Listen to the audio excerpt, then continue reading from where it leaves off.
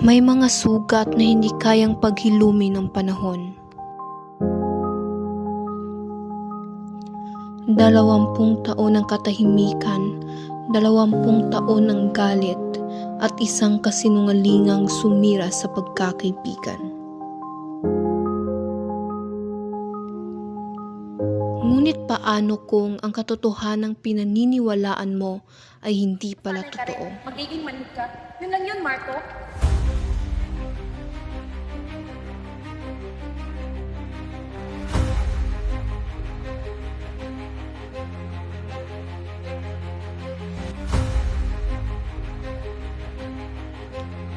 Sa pagbabalik ng isang ama, muling bubuksan ang nakaraan. Hindi, Lex. Tingnan mo ako. Sumpain man ng langit, hindi ko hinawakan ng perang yun. Hindi ko alam na may perang tatay mo doon. At sa isang tabing dagat, 2 pusong matagal na nasira ang muling magtatagpo. Patawad, Marco. Sana pinausap kita nun. At sana rin hinanap kita.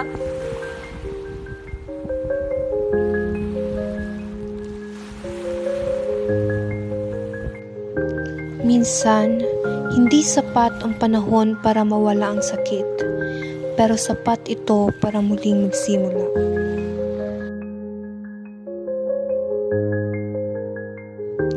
May mga kaibigan na kahit pinaglayo ng panahon, ngunit sa puso ay hindi kailanman nawala.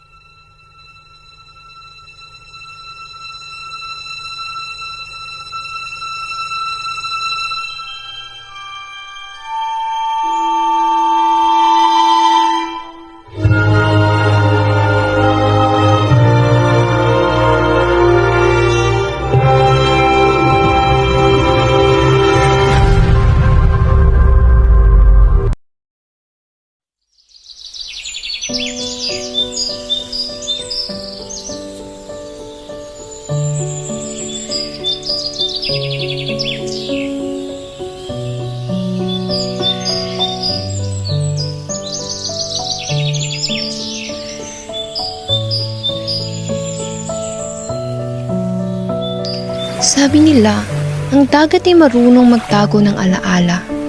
Sa bawat hampas ng alon, may kwentong muling bumabalik.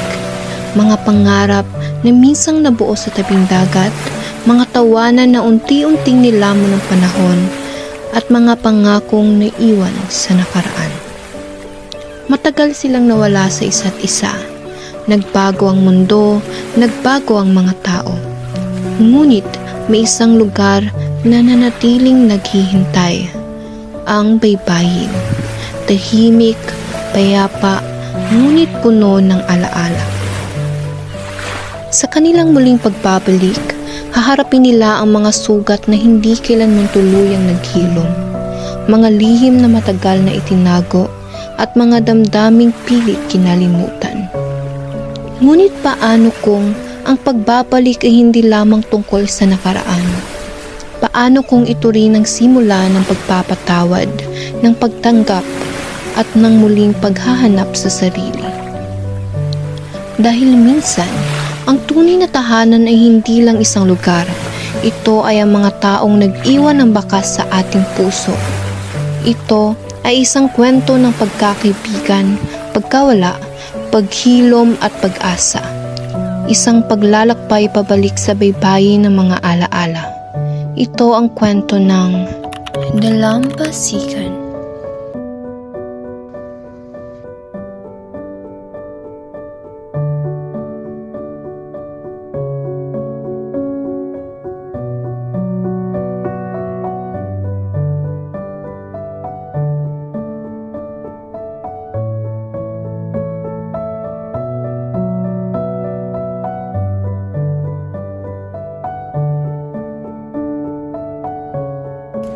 Si Alex? Si Alex, yung parang nandun yan siya. Saan po? Nalampasan mo na yung bahay niya doon. Doon? Sige po, maraming salamat po.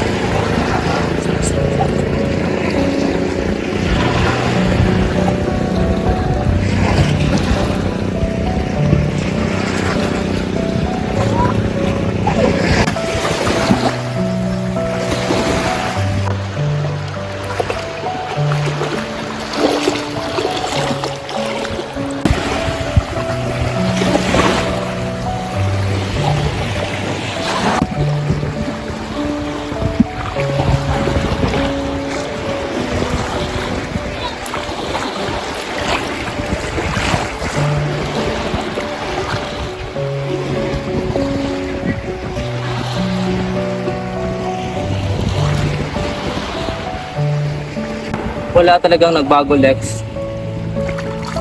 Lumipas ng 20 taon, pero wala pa rin pagbabago. Ang lugar, hindi talaga nagbabago. Pero ang tao, oo. Alam kong galit ka at hindi kita masisisi. Di ako galit, Marco. Ang galit, lumilipas yon pagtapos ng 5 taon. Pagsapit naman ng 10 taon, mawawala rin yon. At pagsapit ng 20 taon, wala na, masasanay ka rin. Magiging manhid ka. Yun lang yun, Marco. Kinakailangan namin umalis ng gabing yon. Lubog na sa utang ang pamilya. At hindi ko alam kung anong kakahinatnan namin na hindi kami umalis ng bayan. Ano sinungaling sa ating barko? Alam ko kung bakit kayo umalis sa bayang ito. Ninakaw mo ang pera na pinag-ipunan ng tatay ko. Ano, Lex? Anong pinagsasabi mo? Anong pinagsasabi ko? Yung 5,000 piso, Mark, na kinuha mo sa gabing yon para yun sa pangkolehiyo ko. May nakikita sa'yo na kinuha mo yung perang yon upang ipamasahe sa bus. At alam mo kung anong nangyari sa tatay ko? Namatay siya sa kakaisip na ninakawan siya ng anak ng matalik niyang kaibigan. Hindi, Lex. Tingnan mo ako. Sumpain man ng langit, hindi ko hinawakan ang perang yon. Hindi ko nga malam may perang tatay mo doon. Sa tingin mo ba, kaya kong pagnakawan ng taong tinuri akong tunay na anak? Kaya ba hindi ka sumusulat? Kaya ba pinalitan mo yung numero mo? Ang pinsan kong si JC. Sinabi niya sa lahat na nakita ka raw niya na umaalibig sa pintana ng bahay namin. Nasa mismong gabing yon.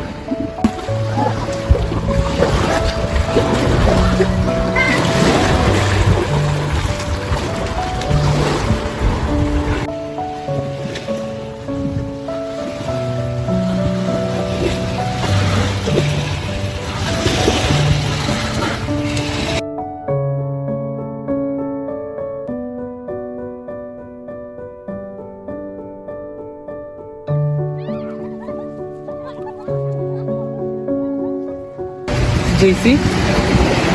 Si JC ang tumulong sa amin magbitbit ng mga bag. Naalala mo pa yung araw na tita napakasaya natin sa dalampasigan? Parang walang problemang kailangang isipin. Tanging pagtampisaw sa dagat at tawanan lang ang bumuo sa buong araw natin.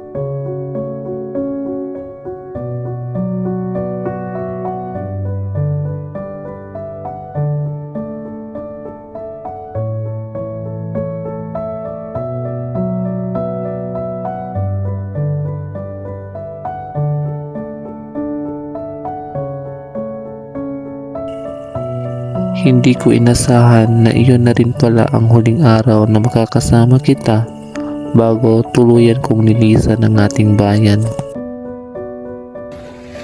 Pag-uwi ko ng araw na iyon, kakaiba na ang sumalubong sa akin. Takot ang nasa mga mata ng aking pamilya. At sa bawat salitang binibitawan nila, ramdam ko ang matinding pag-aalala. Kuya! Umalis mo tayo! Bakit parang kaligaga kayo? Parang may umahaligid sa bahay! Natatakot na kami, kuya! Ha? Teka, ano nga? Kuya, baka yun yung inutangan natin! Inutangan? Kuya, alam mo, maraming utang si tatay, di ba? Umalis na nga tayo, kuya! Tara.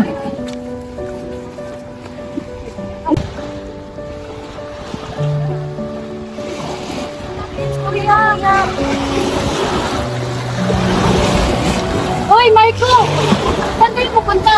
Bumukas na ng bayan. Sige, tutulungan ko kayo sa mga gamit niyo.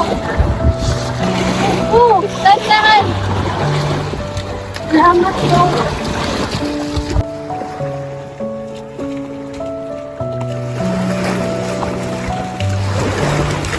Bilis!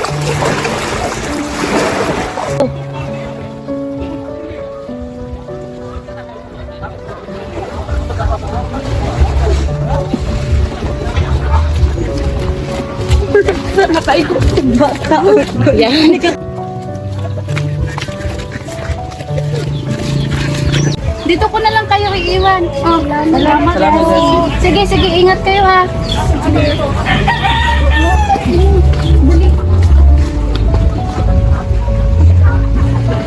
Baon na pala kami sa utang. Araw-araw kami pinupuntahan at pinagmamanmanan ng mga taong naningingil. Dumating sa puntong hindi na namin alam kung saan kukuha ng pangbayad o kung paano makakatakas sa takot. At sa gabing iyon, si Jessie, ang pinsan mo, ang tumulong sa amin para makaalis. Hindi ko makita ang masama sa pagtulong niya. Ang alam ko lang ay may isang taong handang samahan kami sa napakadilim naming gabi. Sa sobrang pagmamadali at takot, hindi ko man lang nagawang magpaalam sa iyo.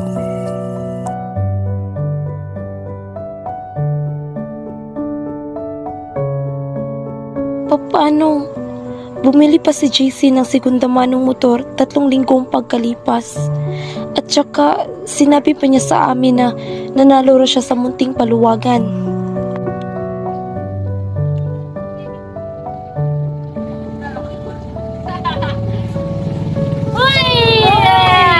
Bago yan Garam ng motor mo.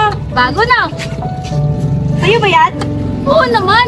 Ano akala mo sa akin? Dami mong pera. Nagkarakit kasi ako nung nakaraan. Kaya pala. Ano, tara? Ano tara? Sige!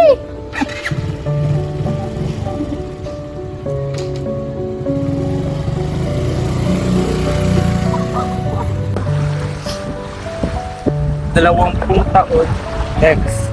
20 taon, sinayang natin dahil kay Chelsea. Patawad, Marco. Sana pinausap kita nun. At sana rin hinanap kita.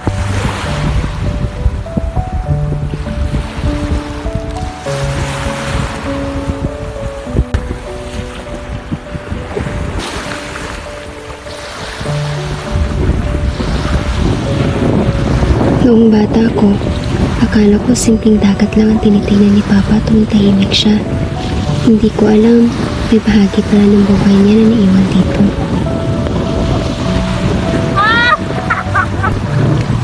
Dalawampung taon silang pinaglayo ng galit, pananahimik at isang kasinungalingang hindi nila kayang takasan.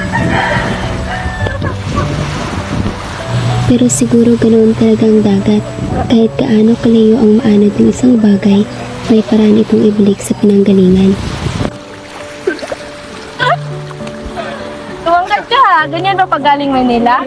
Ikaw naman, magkakaroon na to yung kahoy. Wow! Hiyang-hiya. Ikaw nga para kang stick pang barbecue.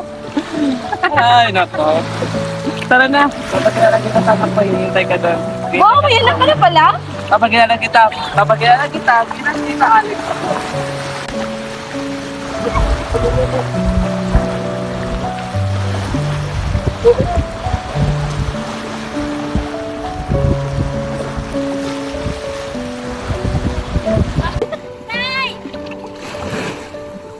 Daganap!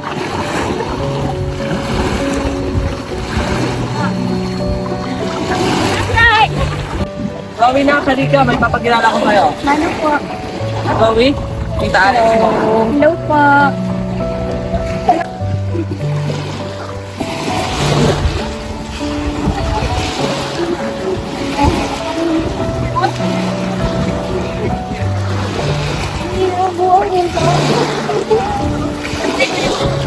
At minsan, ang mga taong akala mong tuluyan ang nawala, sila pa pala ang tahanang matagal mong hinahanap.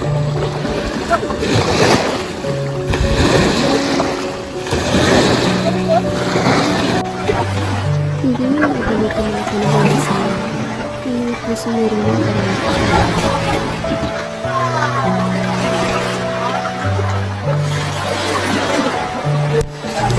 At sa pagtatapos ng araw, natagpuan din nila ang daan pauwi sa isa't isa.